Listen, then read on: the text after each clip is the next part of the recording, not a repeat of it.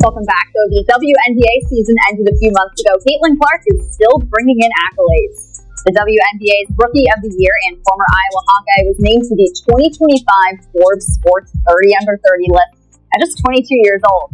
Clark is the sole representative of the What happens when a rookie earns more than all the veterans in the WNBA? We're about to see Caitlin Clark earned $1 million this year, making her the highest paid player in the league. But here's the twist: her WNBA salary is only a small part of that total. Clark just made a serious amount of money. We did not realize just how much money Caitlin Clark had made from brand deals. And all in all, it is a crazy amount. And it's so much that Caitlin Clark is in the top 10 highest paid female athletes. You think the league would be celebrating, right? Well, not exactly. SOMO NBA veterans are seeing green. And it's not just the color of money. So who are these players? And what are they saying? But hold on, wait until you hear how Caitlin Clark is handling the jealousy. Her latest move, it's classic Caitlin Clark, smart and possibly game-changing for every player in the She's top 5, she's top 10, who's number one? Is it Aja Wilson number one? I mean, if Aja Wilson was asked about this, and these are not accurate numbers, Caitlin Clark is making 11 million, so Aja Wilson 12. But she's the only basketball player. Imagine this: a fresh rookie steps onto the WNBA court, and just like that, the whole league changes. That's exactly what happened when Caitlin Clark made her debut. From the moment she hit the floor, the excitement was off the charts. Fans killed the arenas, social media blew up, and suddenly everyone was talking about women's basketball. But while the fans went crazy, not everyone was happy. Some veteran players watched Caitlin with doubt. Who was this newcomer taking all the attention? Could she really live up to the hype? Caitlin's answer: she let her game do the talking, and wow, did it speed things. That's right, -62. From scoring to assists, Caitlin changed the game faster than you can say. Three-pointer you. Come out here and try to, play basketball in a way that people love watching, in a way that it's going to make my team successful and the records and whatever.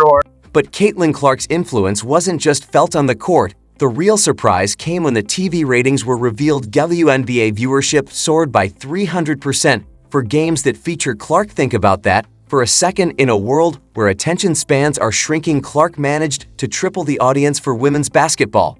Chosen for leading the Indiana Fever to their first playoff appearance in 8 years, while breaking the WNBA single-season assist record and earning Rookie of the Year honors. But wait, there's more. She also led the WNBA All-Star Game voting with more than 700,000 ballots and has been credited with an increase in league viewership. And you might be wondering, what does all this excitement and these broken records mean for the WNBA's bottom line? Well, get ready for a term you'll be hearing a lot: Clark and Onyx. To Ryan Brewer, an expert who crunched the numbers, put it best: the figures are so unbelievable, they almost don't seem real. How staggering are they? Try this: Caitlin Clark is responsible for a huge 26.5% of the entire WNBA's economic activity. That's right, one rookie barely out of college driving over a quarter of the league's economy. While she's breaking records and boosting ratings, there's another set of numbers that's about to blow your mind. Let's talk money.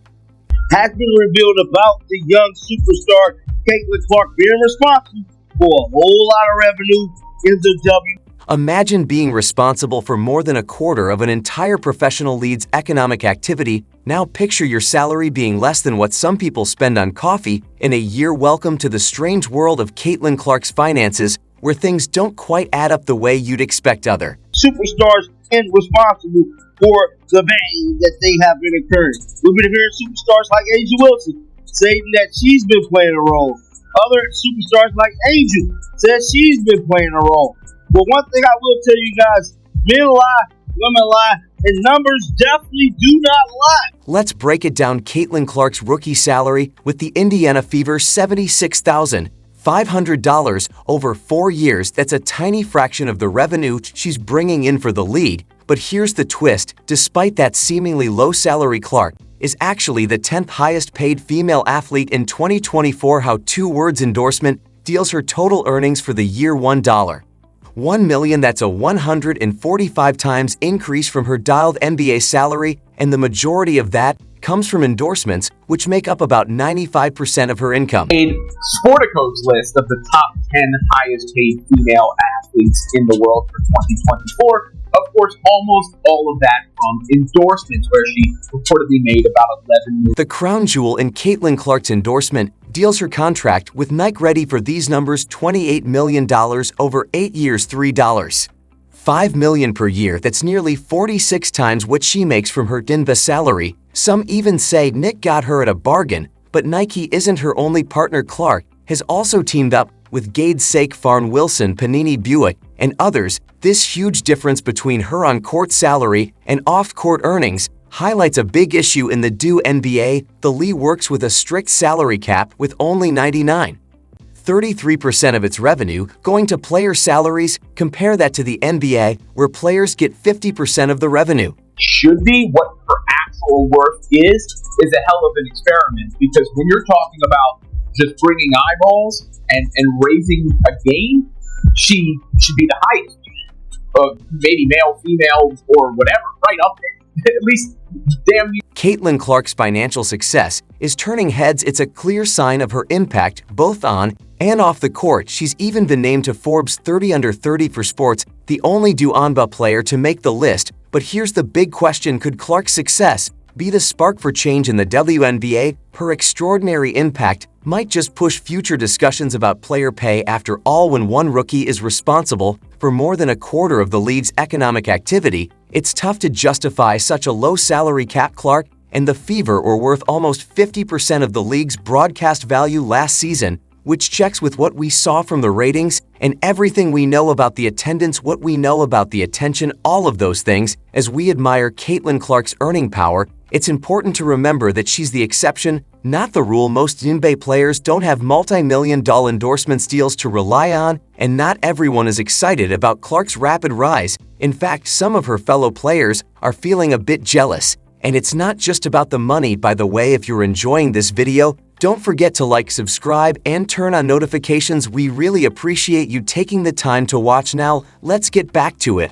I see it are the bees that are being dramatic about Caitlin Clark. That's all I see. They try so long to get respect for women's basketball, and then they treat it like a junior high school girl's locker room. Junior high school girl antics on the court. Instead of playing the game, they got to be drama because they're jealous. Instead of letting their skills speak for themselves, they got to be drama because they're jealous. While Caitlin Clark has been busy breaking records, she's also been breaking something else: the fragile egos of some WNBA veterans. But here's the twist: these petty reactions are only making Clark more popular. So how did the league's new golden girl become both its biggest asset and its most controversial figure? Caitlin Clark is the vehicle that will bring this sport that I have loved so much and so long to little 5-year-old girls playing in Harlem. I say yes, bravo. I have no problem with that. Said I do think that there is a thing called pretty privilege. Deals are coming left and right, and it's no secret that Caitlin Clark's arrival in the WNBA costed a huge stir. While fans were excited, not everyone in the locker room shared the same enthusiasm. Some veteran players watched Clark with a mix of skepticism and, let's be honest, a bit of jealousy. Can you blame them? Here's a rookie suddenly stealing the spotlight and raking in endorsement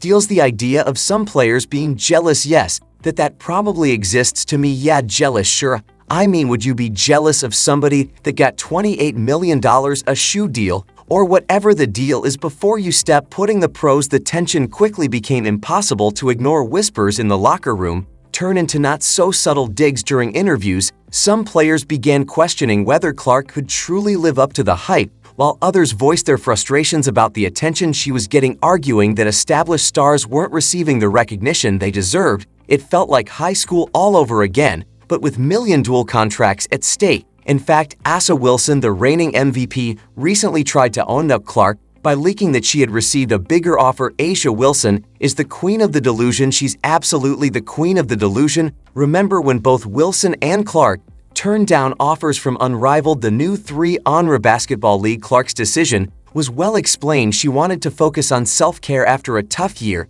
and preferred staying off the court during the off-season. Wilson's camp, however, quickly leaked that her offer was even bigger than Clark's, even though That's all I see.